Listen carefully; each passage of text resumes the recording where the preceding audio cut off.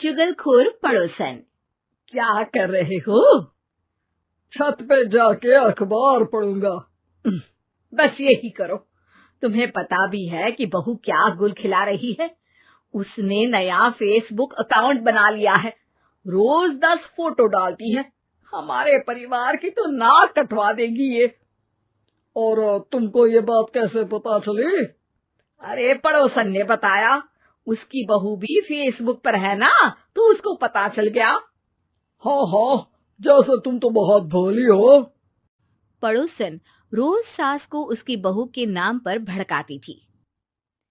आज तो आपकी बहू कह रही थी मुझसे आके कि आप दिन भर खाती रहती है, खा खा के घटोत्कच हो गई है।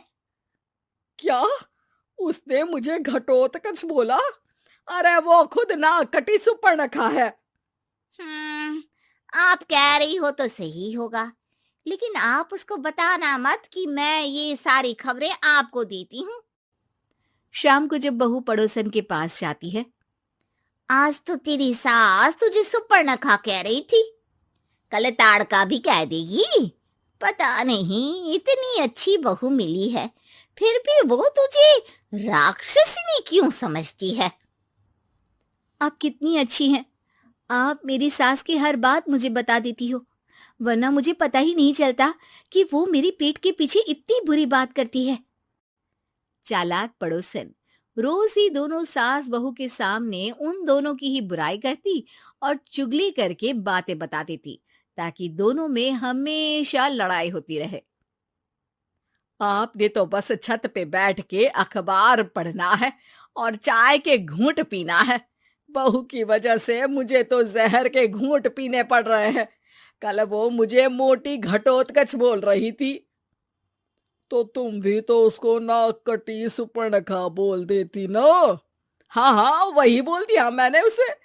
आप मुझे कितना समझते हो। बहुत अच्छे से। अब मुझे वो ये बात पड़ोसन ने बताई ना, वही तो है आपकी शुभ चिंतक। पर मैं इस बहू को ना सबक सिखा के ही रहूंगी। जरूर सिखाना चाहिए, पर आज तुम मेरे साथ शाम को छत पे बैठना, एक तरकीब बताऊंगा। बिल्कुल बिल्कुल, कितना ध्यान रखते हो जी आप मेरा। मैं ना सब ध्यान रखता हूँ। शाम को जब सास और ससुर छत पर बैठे होते हैं कि यहाँ खड़ी हो जाओ, यहाँ से ना तुमको पता चल जाएगा कि बहू की अगली चाल क्या है। अच्छा, कैसे? सवाल मत पूछो, जैसा कह रहा हूं वैसा करो। थोड़ी देर में ही छत पे बहू की आवाज आने लगती है। मेरी सास लायक ही नहीं है।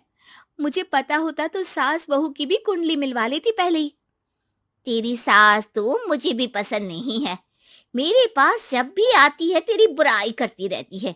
कभी सुपर्णखा कहती है, कभी हिडिंबा कह के कामचोर भी बोलती है, अरे कभी कभी तो चुगलखोर भी बोल देती है।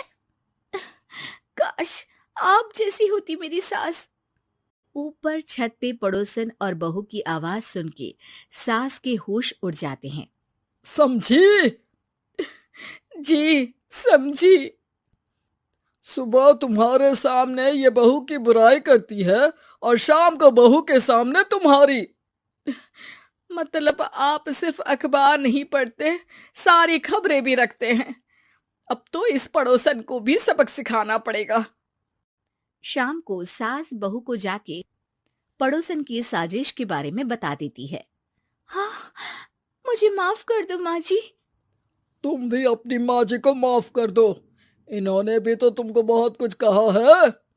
अरे बस बस, अब ये सोचो कि पड़ोसन को सीधे कैसे करना है। अगले दिन सुबह पड़ोसन सास का इंतजार कर रही होती है, लेकिन वो देखती है कि वहां सास और बहू एक साथ आ जाते हैं। अरे अरे, आज दोनों एक साथ। हाँ, सोचा कि बहू की पीठ पीछे बुराई करने से क्या फायदा, मुंह पे ही बोलती हूँ मैं। हाँ, मैंने भी सोचा आपको 2 बार मेहनत करनी पड़ती है, एक ही बार में काम खत्म कर लोगी। हैं? वो मैं आप लोगों को कैसे पता चला? क्योंकि ऊपर वाला सब देख रहा है। पड़ोसन ऊपर देखती है, वहां ससुर खड़े होकर हंस रहे होते हैं। मतलब आप हमारी बातें सुन लेते थे?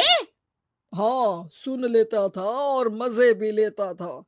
आपको तो शकुनी होना चाहिए। क्या चाल खेली है आपने, एकदम सास बहू के सीरियल जैसी।